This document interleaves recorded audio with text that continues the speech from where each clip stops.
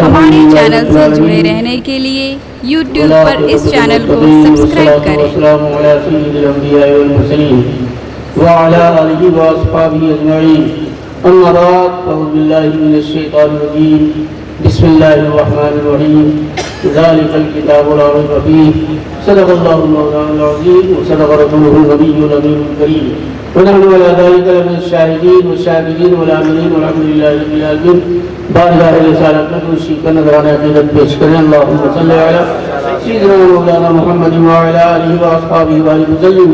صلوا علیہ السلام علیکہ یا رسول اللہ، صلوا علیہ السلام علیکہ یا حبیب اللہ۔ کافی دیر سے ساری رات آپ حضرات علماء کرام کی تقاریر سے محروم ہوئے اور شعراء اعلام کے نعت کلام سے بھی مستفید ہوئے۔ اب تقریر کا وقت نہیں ہے، یہ وقت دعاؤں کی قبولیت کا وقت ہے۔ حضرت مولانا صاحب نے بہت ہی مفید اور کارآمد باتیں آپ کے سامنے رکھی، آپ کی سماعت فرمائی اور اس پر عمل کرنے کی کوشش کریں۔ حضرات گرامی، ان محافل کے منعقد کرنے کا اور علماء کرام کی تقاریر سننے کا مقصد کیا ہے؟ مقصد صرف یہی ہے کہ جو اللہ اور رسول کا پیغام علماء کرام کے زبانی سنیں گے اس پر سن کر ہم عمل کریں گے۔ تو اگر آپ نے عمل کیا تو یہ جلسہ منعقد کرنا بھی کارآمد ہوا، علماء کرام کی آمد بھی کارآمد ہوئی، اور اگر آپ نے عمل نہیں کیا، اس کان سے سنا اس کان سے اڑا دیا تو سب بیکار ہو گیا اور ڈبل آپ مجرم ہوئے۔ تو ضرورت اس بات کی جو کچھ آپ سنیں اس پر آپ عمل کریں۔ آج کا ماحول کیا ہے؟ آج دیکھا جا رہا ہے یہ کہ دور دراز سفر کر کے آپ رات بھر تقریریں سنتے ہیں لیکن کوئی عمل کرتا ہوا شاید ہی کوئی نظر آتا ہے۔ جتنی جیسی گڑبڑی پہلے تھی آج بھی وہی گڑبڑی مسلمانوں کے درمیان موجود ہے۔ کیوں؟ اس کی وجہ یہ کہ آپ سنتے تو ہو لیکن دل کی کان سے نہیں سنتے ہو، اگر سنتے بھی ہو تو آپ اس پر عمل بھی نہیں کرتے ہو۔ ضرورت اس بات کی مسلمانوں، جو کچھ آپ کو اللہ اور رسول کا پیغام سنے آپ اس پر عمل کرنے کی کوشش کریں، اسی میں کامیابی ہے، اسی میں فلاح ہے، اسی میں بہبودی ہے۔ حضرات گرامی، آج ضرورت کس بات کی ہے؟ علماء کرام کی تقاریر سے آپ نے سنا کہ یہ قرآن ہمارے لیے مشعل راہ ہے، مینار نور ہے۔ تو ضرورت اس بات کی کیا ہے؟ آج کے دور میں ضرورت اس بات کی ہے کہ قرآن آپ خود بھی پڑھیں اور صرف پڑھیں نہیں، اس کو سمجھ کر پڑھیں اور اس پر عمل کریں۔ خود بھی پڑھیے، اپنے بال بچوں کو بھی پڑھائیے، اپنے بال بچوں کو پڑھنا سکھائیے اور اس پر عمل کیجیے۔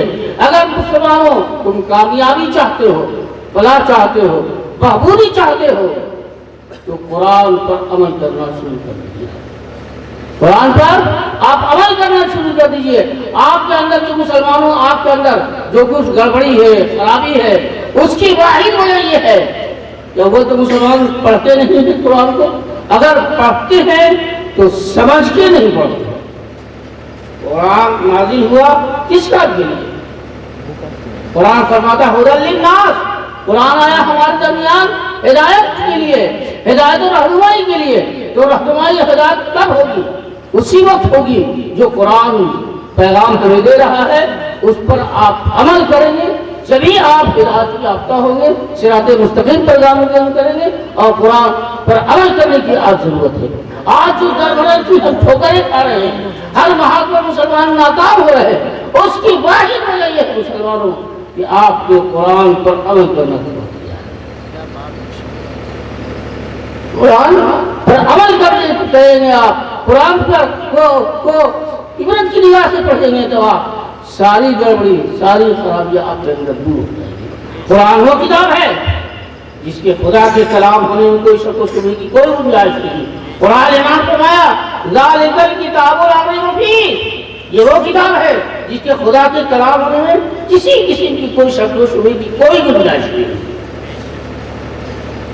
اور قرآن نے آج سے 1400 سال پیشتر اعلان فرمایا وَإِن كُنتُمْ فِي رَيْبٍ مِّمَّا نَزَّلْنَا عَلَىٰ عَبْدِنَا فَأْتُوا بِسُورَةٍ مِّن مِّثْلِهِ وَادْعُوا شُهَدَاءَكُمْ۔ قرآن بیان ہوا کہ اگر تم خدا کو اس کلام الہی کو خدا کے کلام ہونے میں تمہیں شک ہے تو ایک آیت اس کی مثل بنا کے لیا. اور تمام لوگ جتنے اہل عرب ہیں، جتنے عرب کے فصحاء بلغاء اور زباندار ہیں، سب مل جل کر کے قرآن نے یہ دعویٰ کیا کہ سب لوگ مل جل کر کے قرآن کی ایک آیت کی مثال بنا کے لیا ہو. فَإِن لَمْ تَفْعَلُوا، قرآن نے کہا ہرگز تم سے یہ ہو ہی نہیں. 1400 سال گزر گئے، کسی نے آج تک کوئی کیا بلایا ایک آیت. اسی لیے قرآن کا اعلان ہے ذَلِكَ الْكِتَابُ لَا رَيْبَ فِيهِ، یہ وہ کتاب ہے جس کے خدا کے کلام ہونے میں کوئی شک و شبہے کی کوئی گنجائش نہیں. حضرات قرآن کا اعجاز دیکھیے. قرآن کو اللہ رب العزت تبارک و تعالیٰ نے اپنے حبیب سرور کونین صلی اللہ علیہ وسلم پر اس وقت نازل فرمایا اس قوم کے درمیان، اس آبادی میں جو جہاں کے لوگ اپنی زبانداری پر جنہیں بہت ناز تھا، جو بہت بڑے فصیح تھے، بہت بڑے بڑی تھے، جنہیں اپنی فصاحت پر بلاغت پر بہت ناز تھا، اللہ رب العزت تبارک و تعالیٰ نے اپنے حبیب جناب محمد رسول اللہ صلی اللہ علیہ وسلم کو ایسی کتاب دے کر بھیجا جس کی فصاحت و بلاغت کے سامنے ان فصحاء ان بلغاء کی گردنیں جھک گئی. اور قرآن کی فصاحت و بلاغت کو سننے کے بعد، آیات کو سننے کے بعد یا تو کلمہ پڑھنے پر مجبور ہو گئے یا اس کی فصاحت و بلاغت کے سامنے اپنی گردنوں کو چھوڑتے دیا. اسی کو اللہ رب رحمت فرماتے ہیں تیرے آگے یوں ہے دبے لچے، تیرے آگے یوں ہے دبے لچے، فصحاء عرب کے بڑے بڑے، کوئی جانے میں ہوئے زبان نہیں بلکہ جسم میں جان. حضرات قرآن ہمارے درمیان ہے. آیا اب اس کی حقانیت کی ایک مثال اور سنیے کہ اس کتنی سچی اور صحیح کتاب ہے، اور یہ بے شک خدا کا کلام ہے. آپ کے درمیان، آپ کی آبادی میں کوئی ایسا شخص آ جائے جس کو تم نے کبھی آپ نے دیکھا نہیں، نووالد انسان آپ کے درمیان آ جائے تو آپ اس سے سوال کرو گے. ان سوالوں کا اگر جواب صحیح دے تو آپ کہو گے یہ صحیح آدمی ہے، غلط آدمی نہیں ہے. نووالد آدمی آپ کا آدمی آ جائے جس کو کبھی تم نے دیکھا نہیں، کبھی پہچانتے نہیں اس کو، تو اسے ہی پہلا سوال کرو گے تمہارا رب کیا، تمہارا نام کیا ہے؟ نووالد انسان یہ سوال کا آپ کا نام کیا ہے؟ پھر آپ پوچھو گے آپ کس کے پاس آئے ہیں. تیسرا سوال ہوگا کہے کے لیے آئے، کس کے پاس آئے، پھر آپ کے آنے کا مقصد کیا ہے. اگر ان تمام سوالوں کا صحیح جواب نووالد انسان دے دیتا ہے تو آپ اس کو کہو گے یہ اچھا آدمی ہے، سچا آدمی ہے، غلط آدمی نہیں. اگر اسے ان سوالوں کا صحیح جواب نہیں دیا تو آپ شک کی نگاہ سے کہو گے یہ گڑبڑ ہی ہے، اس سے آپ مطمئن نہیں ہوئیے گا. اب یہی سوال جو نووالد انسان سے تم کرتے ہو، قرآن سے سوال کرو آپ کا نام کیا ہے، تو قرآن جواب دے گا بل ہوا قرآن مجید، میرا نام قرآن مقدس قرآن مجید ہے. آپ کس کے پاس آئے ہیں، قرآن جواب دے گا نزل علی محمد، میں محمد صلی اللہ تعالی علیہ وسلم پر نازل ہوا ہوں. کاہے کے لیے آئے ہیں، آپ کے آنے کا مقصد کیا ہے، قرآن جواب دے گا ھدی للناس، میں لوگوں کو ہدایت کیا.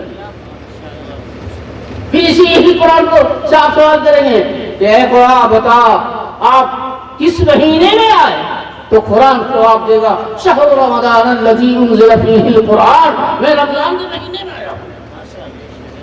ابھی سوال کریں گے آپ دن میں آئے ہیں یا رات میں آئے ہیں، تو قرآن جواب دیتا ہوا نظر آتا ہے انا انزلناہ فی لیلۃ القدر، میں قدر کی رات ہے، شب قدر. اب بتاؤ جتنی کتابیں ہیں آسمانی دیگر، ان تمام آسمانی کتابوں سے سوال کرو، تمام کتابیں خاموش ہیں، لیکن قرآن کتابوں صحیح جواب دے رہا ہے. تو بتاؤ اب اس کو کوئی شک نہیں دے سکتا سب لوگ. اسی لیے قرآن اعلان فرما رہا ہے، رب ذوالجلال کا اعلان ہے ذالک الکتاب لا ریب فیہ، یہ وہ کتاب ہے جس کے خدا کے کلام ہونے میں کوئی شک و شبہے کی کوئی گنجائش نہیں. یہ لا ریب کتاب ہے، خدا وحدہ لا شریک کی کتاب ہے. اس کی فصاحت، اس کی بلاغت کے سامنے سبوں نے بڑے اور فصاح عرب انہوں نے گردن ٹیک دی. اور ایک اور مثال میں آپ کو دوں، اس کی فصاحت، اس کی بلاغت، یہ کتنا فصیح و بلیغ کلام ہے. رب کا ایک مقولہ ہے، ارے بھائی ابھی ایک جملہ ہے اور ایک کتاب ہے مختصر المعانی فصاحت و بلاغت. اس میں یہ لکھا ہے کہ فصیح و بلیغ کلام کون سا؟ فصاحت و بلاغت کے معیار پر کون سا کلام سب سے زیادہ فصیح مانا جاتا ہے؟ تو اس کتاب میں لکھا ہے خیر الکلام قل و دل. سب سے فصیح، سب سے بلیغ کلام یہ ہے کہ مختصر ہو، تھوڑی ہو، لیکن سامع کو، سننے والے کو بالکل سمجھ میں بات آ جائے کہ بولنے والا کیا بول رہا ہے. کیا مطلب ہوا؟ کتنی لمبی چوڑی بات کی جائے اور سننے والے کو سمجھ میں نہیں آیا بات کی کیا بول رہے ہیں، تو کہتے ہیں یہ فصیح بات نہیں ہے، بلیغ بات نہیں ہے. فصیح بات یہ ہے کہ تھوڑی ہو، مختصر ہو، لیکن سننے والے کی بات سمجھ میں آ جائے کہ یہ کیا بول رہا ہے.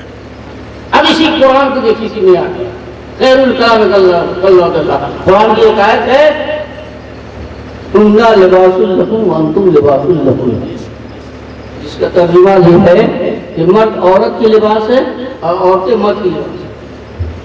اب دیکھیے قرآن نے ایسا ہے کہ سمندر کو ایک کوزے میں سما دیا ہے نا. کیا مطلب ہے کہ بہت سی گڑبڑی مردوں کے ہے اور بہت سی عیوب و نقائص عورتیں بھی ہوتی ہیں. انسان بطور انسان کا مطلب خدای ہوتی ہے، لیکن ایک مرد کا یہ ہے کہ عورت کے اندر جو غلطی دیکھے اس کو چھپائے، اور مرد کے لیے، عورت کے لیے ہے کہ مرد میں بھی کچھ ہوتی ہے خامیاں، تو عورت کا صحیح عورت کی پہچان یہ ہے کہ اپنے شوہر کی جو کچھ کمی دیکھے. ہننا لباس لکم وانتم لباس لہن، ایک مرد عورت ایک دوسرے کے لباس ہے. کیا مطلب ہے؟ لباس کا کام ہے جسم کے اندر جو عیوب ہے، نقائص ہے، اس کو چھپانا لباس کا کام ہے. تو جس طرح لباس جسم کے عیوب و نقائص کو چھپا دیتی ہے، اسی طرح ایک مرد کے لیے، ایک عورت کے لیے ضروری ہے کہ جو گڑبڑی، جو خرابی، جو عیوب، جو کمی دیکھے اس کو مرد کا کام یہ ہے کہ عورتوں کے اندر جو کچھ دیکھے نہ کچھ گڑبڑی دیکھے اس کو چھپا کر رکھے، ظاہر نہ کرے. اور مرد عورت کے لیے یہ ہے کہ شوہر کے اندر جو کچھ دیکھے اس کو چھپا کرے. کتنا فصیح ہے. اب اس کی بلاغت، اب اس آیت میں بہت سے معنی. آج نکاح و طلاق کی نوبت آتی ہے، گھروں میں لڑائی ہے، جھگڑے ہیں، جنگ و جدال ہے، فساد ہے. صرف قرآن کی اس آیت پر عمل کرے مسلمان، تمام جھگڑے اور لڑائیاں ختم ہو سکتی. شوہر اور عورتوں اور شوہر کی لڑائی ہے، جھگڑے ہوتے ہیں، اور گھروں میں جو اختلافات ہوتے ہیں، بہت سارے اختلافات ہوتے ہیں. میں مسلمانوں، میں پورے دعوے کے ساتھ کہتا ہوں قرآن کی اس آیت پر ہننا لباس لکم وانتم لباس لہن، اس پر عمل کریں تو سارے جھگڑے، ساری لڑائیاں، یہ بار طلاق کی نوبت آتی ہے، سب ختم. تو ضرورت اس بات کی ہے اے مسلمانوں قرآن پر عمل کرو، قرآن سیکھو، خود بھی سیکھو، اپنے بال بچوں کو سکھاؤ، اپنے اہل وعیال کو سکھاؤ، اپنے بیوی کو سکھاؤ، اور سکھانے کے بعد اس پر عمل کرو، اس کو سمجھاؤ، سمجھنے کی کوشش کیجیے. اسی میں فلاح ہے، اسی میں بہبودی ہے، اسی میں کامیابی ہے. وما علینا الا البلاغ وآخر دعوانا ان الحمد للہ رب العالمین. خیر و سلام و سلام